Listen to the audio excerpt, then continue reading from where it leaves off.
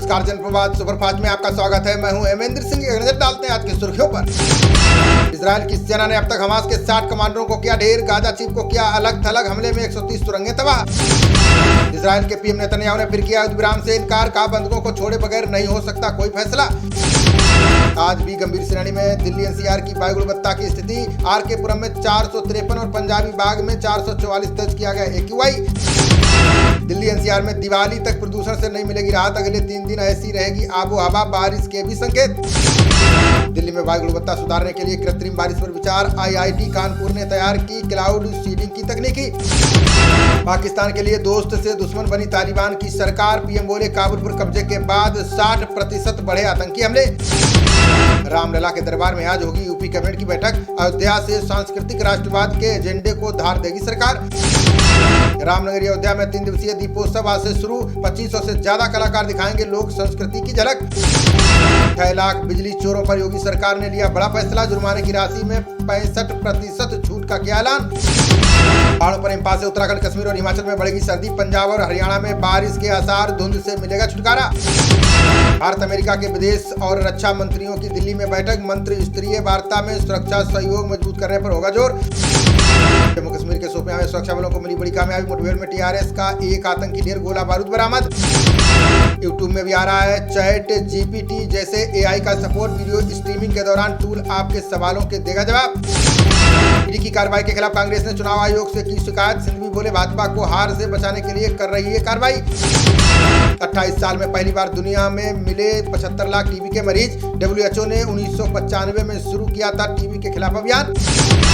विधानसभा चुनाव नतीजों के बाद सरकार करेगी जातिगत जनगणना पर मंथन। ओबीसी नेताओं के फीडबैक का भी किया जा रहा है इंतजार। मौत से बचाने के लिए 90 बच्चों को लगा 17 करोड़ का इंजेक्शन। एम्स बोला SMA बीमारी से बचाने के लिए जोल गेमसा विकल्प।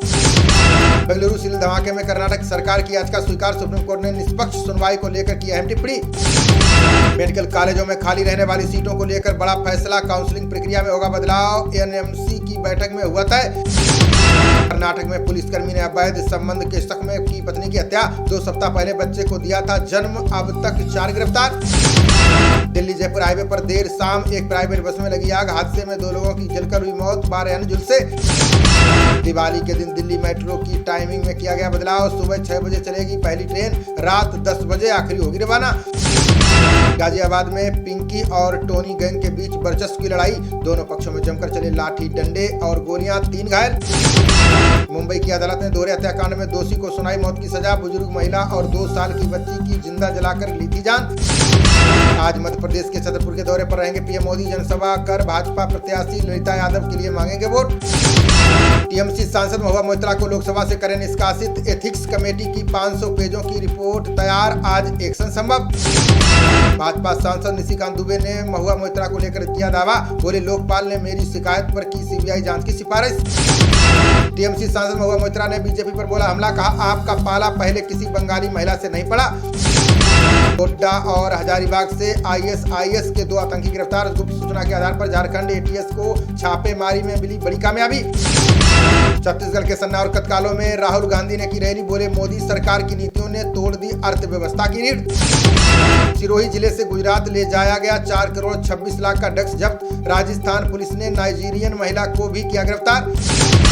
हरियाणा के यमुनानगर जिले में शराब पीने से कई की बिगड़ी तबीयत। एक के बाद 6 लोगों ने तोड़ा दम। जांच में जुटी पुलिस। अंबाला जिले के गन्ने के खेत में मिली शराब की भट्टी। यहीं से यमुनानगर में सप्लाई होने का जताया जा रहा है अंदेशा। कनाडा का भारत के प्रति रुख नरम। 99% स्टूडेंट वीजा जारी। अब छात्रों और आम लोगों को ओवरऑल 6 बैंड पर मिलेगा वीजा। पंजाब में मशीनें खरीदे बिना ही डकार गए लाखों की सब्सिडी। अब सरकार ने कृषि विभाग के अधिकारियों के खिलाफ बैठाई जांच। हिमाचल के किसानों और बागवानों को केंद्र सरकार ने दिया झटका। खाद पर प्रति बैग 1213 रुपए घटाई सब्सिडी। आदेश जारी।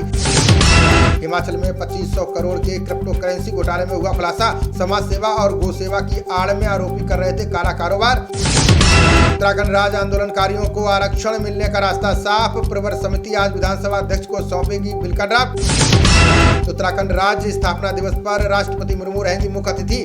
CM धामी शहीदों को देंगे श्रद्धांजलि। करेंगे कई घोषणाएं। दिल्ली में 10वीं 12वीं की प्री बोर्ड परीक्षाओं की डेट शीट जारी। 15 दिसंबर से 29 दिसंबर के बीच आयोजित होंगी परीक्षाएं। वायु प्रदूषण का स्थायी समाधान ढूंढने में जुटी होगी सरकार। प्रदूषित क्षेत्रों का कराया जाएगा मूल्यांकन। परियोजना पर काम शुरू।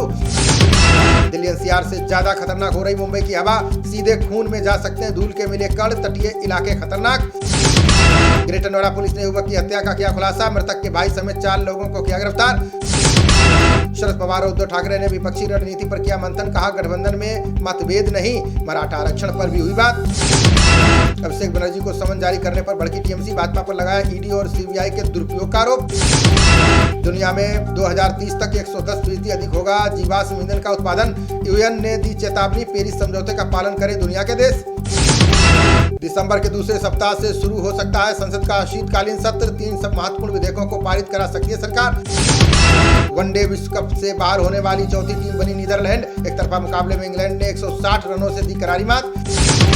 पहले बल्लेबाजी करते हुए इंग्लैंड ने 50 ओवर में 339 रन बनाए। जवाब में 38वें ओवर में 179 रन पर सिमट गई नीदरलैंड की टीम। इस कप में आज न्यूजीलैंड और श्रीलंका के बीच होगी टक्कर। मैच पर बारिश का साया। पाकिस्तान को हो सकता है फायदा। खबरों का सिलसिला जारी रहेगा। देखते रहिए जनप्रवाद। नमस्कार।